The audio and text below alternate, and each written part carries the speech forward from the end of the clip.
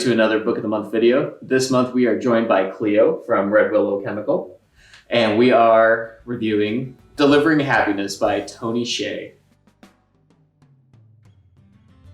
Delivering Happiness, like you said, it's a story about, it's almost like a biography, I would say, of Tony Hsieh's life.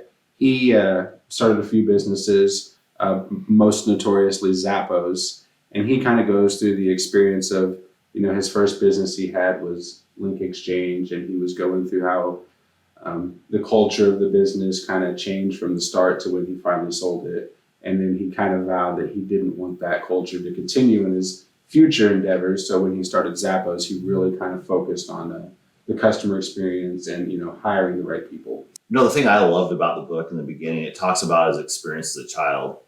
And I think as we all have different views on life and we're in different places, but I think about my kids and how he was expected to do well. There was never doubt in this man's mind.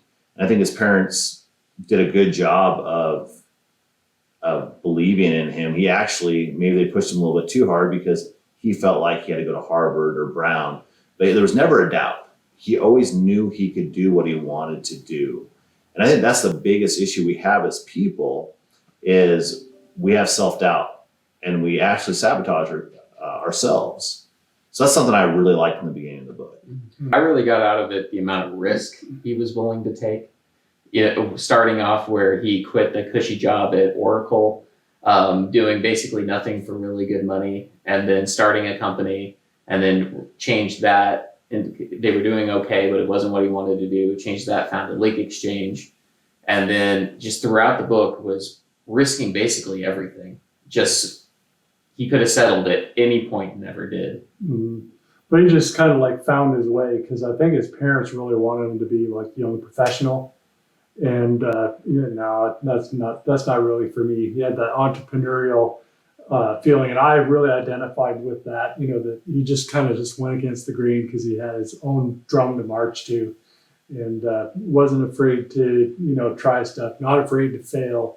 Because that's really the only way that you enjoy success is if you understood failure.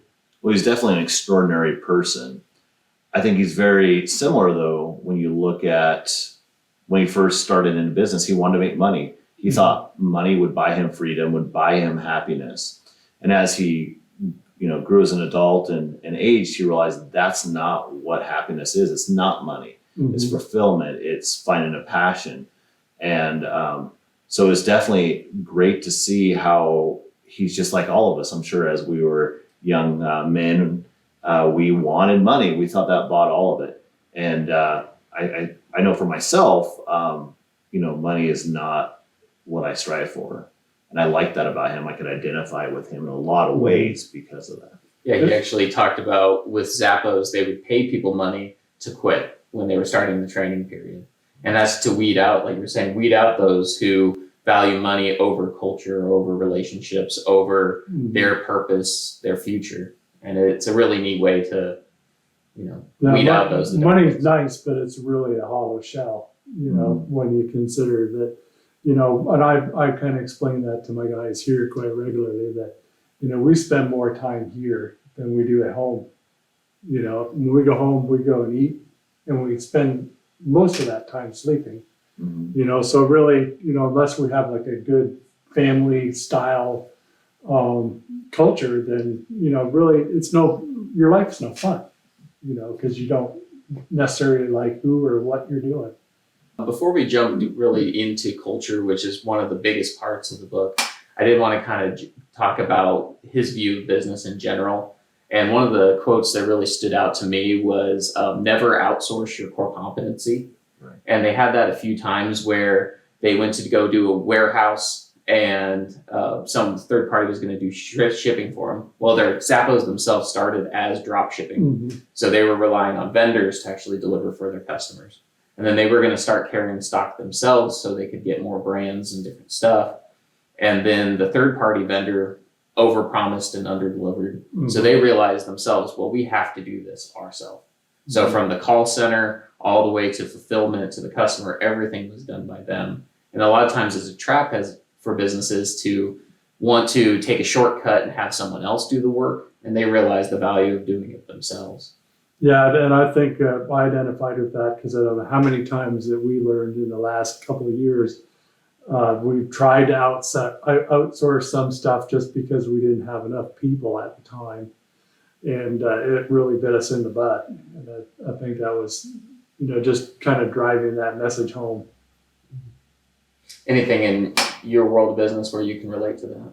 Well, the one thing that really hit home for me, and I actually visited with Griff, who's the owner of the company, when he sells LinkedIn for the $265 million and he's supposed to stay on for a year and he walks away. And, one thing we've dealt with at Red Willow is Griff at one point thought, do I sell this? Mm-hmm. And ultimately the decision has been made that we're not selling, and that it's going to stay forever. That's the goal. And, when he sold hit LinkedIn and he had all this money, but his fulfillment was gone. I see that with Griff. He has he has a passion for the airport, passion for chemicals, our customers. And I know that a part of him would be missing if it was gone, if it wasn't his, if he wasn't a part of it. Mm-hmm. So that really hit home for me because at Red Willow, we really love Griff and he's there for everybody. And one of our primary things is we want to take, our mission statement is we focus on, our mission is take care of our customers, our community, and our employees. And, also it's to take care of Griff because that's what Griff's always taken care of. And that's why we've been successful. So that's really hit home for us. Yeah, really, you hit really nice on another topic of the book, which is like your core values, your mission statement. Mm-hmm. And in the book, he talks about theirs and they have a ton. I mean, 37. Yeah. Well, but then they pared it down to like a core 10 or 12. Yeah, 10, I mean, the other ones I'm sure, are part of it, but they're fairly lined up, right? Philosophically. But I really liked how they gave examples from different employees of different stories of them using those core values. Mm-hmm. And when everyone's on the same page, then, you really have that neat delivery to the end user, to your customer, and you're very consistent. And then you don't have to worry about necessarily getting a bad rep or getting a different experience from someone else. Well, and I like that they, one of their things that they're famous for is they would stay on the phone with you for as long as you needed to be on the phone with them for whatever reason. They were always there to wow the customer, go above and beyond, to make sure that they're taking care of that customer on so many different levels. Sometimes it was even outside of the core work that they did. They would do things for customers, send them flowers, just do random acts of kindness to the people that supported their business. But if you think about it, when they first started, they had all these ideas and they weren't successful until they narrowed it down to their 3. Mm-hmm. Their number 1 being provide the best customer service available. Mm-hmm. And I think that's where a business like yours, like ours, that's what, we have a huge advantage because we can provide service that I don't feel like anybody else can. Mm-hmm. And I think that's why we focus on that. I know what my relationship with you guys, if I call and I need something, you guys are right there. But I like how they narrowed it down. I like how they pinpointed it and they said, we're going to do a really good job at these 3 things before we move on to something else. Yeah. And they really chose a business model that could afford to do that. Shoes had a healthy margin to allow them to be able to let people order 5 and return 4. Right. Or do that. A lot of businesses, when they start, they think they're going to get their edge by undercutting, and they're going to, have those slim margins and just do it off volume. Well, if you can't afford to wow people or take that extra mile, you really put yourself at a disadvantage rather than setting your product right, setting your pricing right, and delivering consistently to the customer. I think it all goes back to you get what you pay for, and you also get what you sell for. If you don't sell for the right price, then you can't give the customer what they need, so they don't have the loyalty, because ultimately you are buying the customer's loyalty when you sell to them at the proper price. Yeah, undercutting is a stupid thing, and I started business thinking that, hey, listen, I was going to get in there and not a lot of people know this, but I did own a computer company in Canada that went bankrupt. because, I was selling for, I think it was like 7% over. And, it just was not sustainable, and what we do now is very, very different. We're not the cheapest people on the block. We're really not really interested in being the cheapest people on the block. We're interested in being the best. Exactly. People have options. They can go choose where, like, to buy shoes, for example. They don't have to just choose Zappos. There's dozens of other people that sell shoes. The reason they choose Zappos is because the customer experience is above and beyond what you can get at most other places. Mm-hmm. How's that work out for you? Because you're in a very competitive business. There's a lot of people that sell chemical here. I think one of the huge advantages we have is Griff has a really great reputation in the community. He's been doing this since 1979. That's when he got into aviation and got into chemicals and started doing that. And you see Griff, he's got a smile on his face, and he'll do anything for you. And that's really helped us out. We deliver. We got a great team that really like to serve people. So I feel like we definitely have a huge advantage over everybody because of how we treat people and what we do. Mm-hmm. Yeah. And I guess one of the last parts that the book talks about is how you can ingrain a lot of that culture with everyone in the company. Their hiring process is very intensive on finding the right fit. They say they've turned down a lot of rock stars who make the company a lot of money just because they knew in the long term they weren't the right fit for them. And when one thing I really like that they do for their employees is, one, they give them the purpose, but also they give them progression. And all their roles actually have this large ladder that they can go up, where you start off at the bottom, but as you work your way through the rungs, you might be, an inventory person, then the inventory manager, then maybe an assistant buyer, moving all the way up through. So everyone knows that they can make progress, and that it keeps them within the company much longer. Yeah, I really like that part where they're kind of like us, where we have that commitment to learning and growing as people, not just, in business. I really like that commitment. It just could identify that, it's been all the difference in the world since we started doing the book of the month. We've kind of grown. We end up having better conversations here in the office, on how we can improve the company, just because we have committed to trying to help each other grow as people and as business people. Well, it's interesting. All these books that you guys have read and I've been reading, if you think about it, they all come down to culture, right? Mm-hmm. I mean, that's the whole thing. And it's amazing to me we have to have so many books telling us the same thing because we want to fight it. We do. And that's one thing at Red Willow we've really pushed is culture.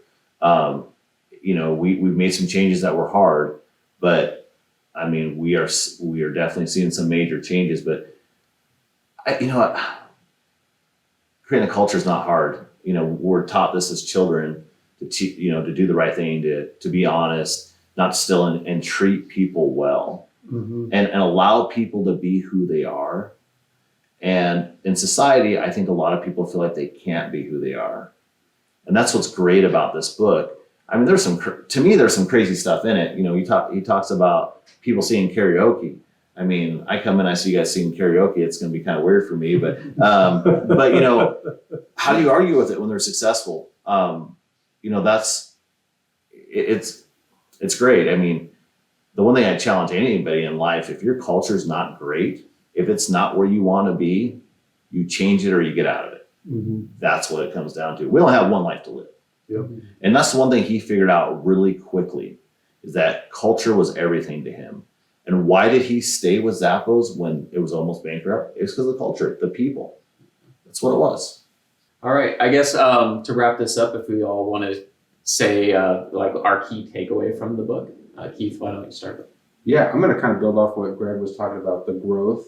One of their core values was, personal growth and stuff like that. And he talks about, if you can just do 1% a day and get better, each day, just 1%, it's not asking a lot, but there's a statistic in the book. I think it's like you're going to get 37 times better over the year. And so, just in here with, training and doing all these learning things, the new stuff with technology, 1% a day is not very much, but over the course of a year, you can definitely learn a lot. I think for me, it was a lot of reminiscing, because as I was reading the book, I could see, as an entrepreneur, a lot of the things that I did, over the years. And it just, for me, that was kind of pleasurable, the story part of it. I really enjoyed that.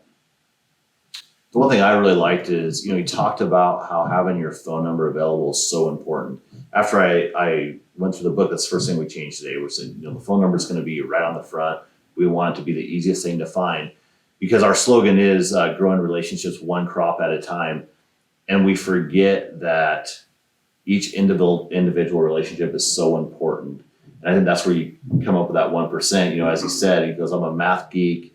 If you start with $100 and you increase 1% with compound interest, you're at $37,000 by the end of the year. So get better, and develop each relationship and spend the time, make the investment, and you will see the fruits. I think my biggest part was the risk that he was willing to take to make sure that he found a lot of that happiness and could bring that to the others. He walked away from a cushy job at the beginning to go found a company. Once he had one company that was successful and made more money than anyone could possibly think they could spend, he wasn't content and started another company and invested all of his money into that company. And at the end of the day, it worked out for him. And I know personally, it would be so hard for me to walk away from something that's comfortable, because I would be striving for the next level. And that showed a lot with his character, and it's something to work towards. All right. So I guess the last part is just how can everyone reach you? Clay, you want to talk about how people can get a hold of you if they're interested in what you do? Yeah, if you ever need anything at Red Willow, give us a call. Of course, we have chemicals, fertilizer, and we do application. Our phone number is 308-345-3635. We'd love to hear from you. We got a great staff that would be willing to help you out with any of your needs. Yep, and thank you so much for watching. If you're interested in anything that we do here at HonorBound IT, you can find us at honorboundit.com. Stop into our store at 109 Norris in McCook. Give us a call, 877-686-6642. And make sure to like us on Facebook. We do weekly live streams. We post our books of the month. We do really fun adventures where we go into the upstairs that hadn't been touched and looks like a tomb. Lots of crazy things happening. So thank you so much for watching, and check us out next month. Thanks.